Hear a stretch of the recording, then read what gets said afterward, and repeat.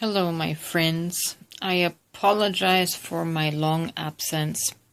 My video uploading is way behind in the summertime because I'm just too busy. But I wanted to make you aware that if you enjoy these musings and you would like to have them in a more compacted form, check out my new book, The Renegade Bible, available at Amazon.com.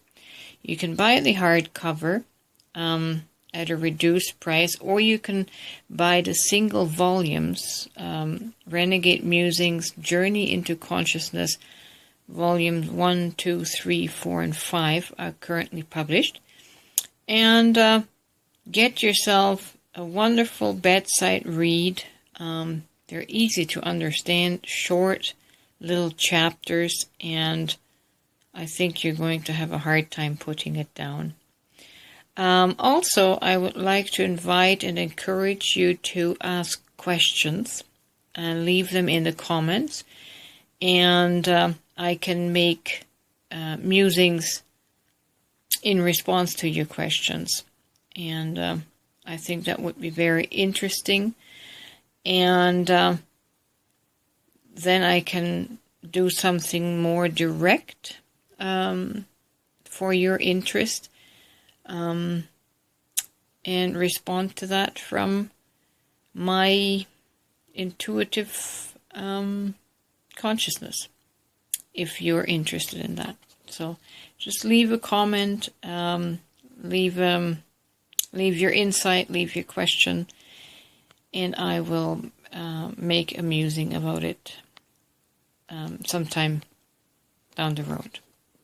Thanks for watching. Thanks for clicking on my channel. And if you like the channel, please subscribe and like. It really helps the algorithms. It tells YouTube that people actually want to see my content, and then the algorithm will feed them into the recommended list. So if you could do that for me, that would be fantastic. Thank you so much, and now enjoy the musing.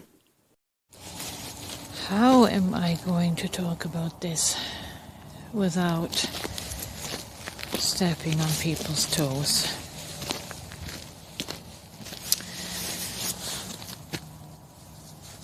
Oh. A friend's post this morning sparked this awareness that I want to talk about, to bring awareness, not judgment, but it's going to sting a little. So let me see how I can unpack this in the most gentlest way.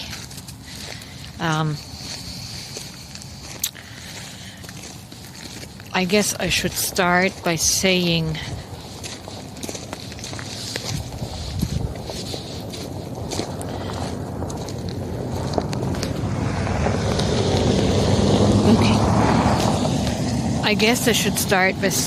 that we are living in a dimension that is completely ego identified. It's the realm of the ego.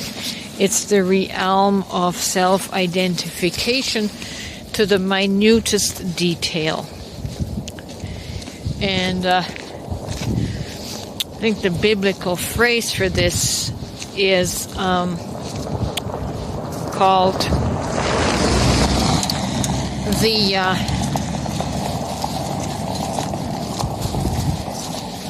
God of this world. The God of this world is ego. Our ego identifications with the roles that we have taken on in this life. Okay, that's the darkest, densest, non-aware state of being.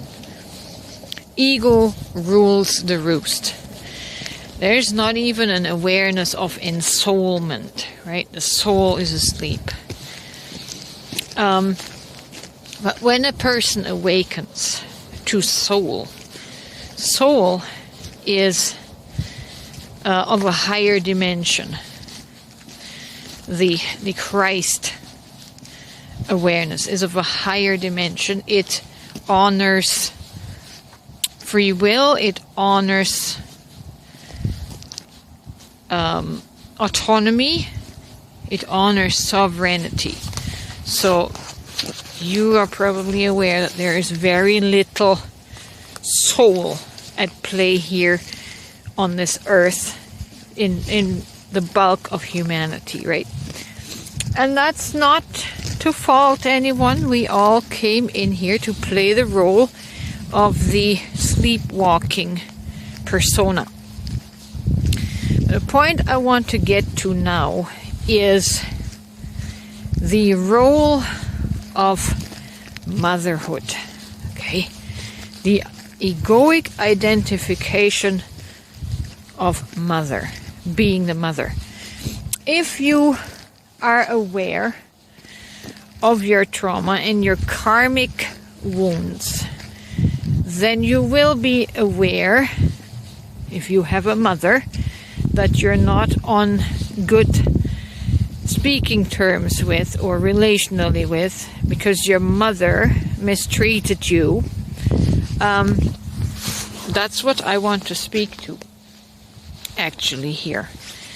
The mistreatment and the violation of the soul can happen in such subtle ways that we don't even register in our motherly affection and love for our offspring, right? So it's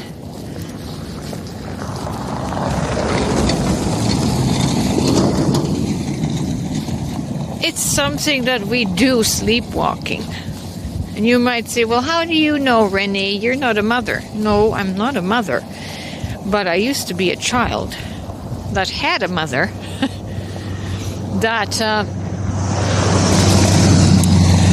had her own suffocating ways of disrespecting the child. So no, I'm not completely oblivious about what mothers do, even though I'm not a mother.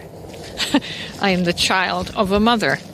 So I know what parental karma feels like. And so now I want to speak to this more subtle way. A dear friend of mine had posted a picture with her adulting child, and the message in the picture was the son saying to his mom, "Do you always have to take pictures every time we go somewhere?" Right? So, because right away I hear his sovereign soul expressing a wish, right? That as mothers, in our overbearing love and affection, and in the egoic persona of taking ownership of the child, my child, and I'm so proud of my child, that most of the time, we do not pick up on the cue of the soul in our child that wishes to be respected, right? But again, these things are so subtle, and the tender soul does not want to be rude. So he expressed, like, do we have to do this every time, right? So, mom, please listen with your soul, because this is how karma gets passed on generationally, right? because we are not listening with our soul to another soul in your children. So become sensitive, listen with the ears of your soul, and become aware so that you can practice honor and respect of the soul that is your child, right? So that your child's soul doesn't have to carry the weight of resentment. Okay? So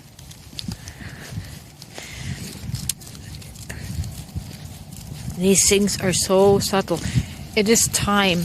It is time. It's a time of awakening. It's a time that we wake up to our soul, to being ensouled, and not live just from the identity of our ego, which is father, mother, child, man, woman, all these individuated distinctions, and we play our roles well, but we create massive amounts of karma because we only have the awareness of the persona and not of the sovereign soul.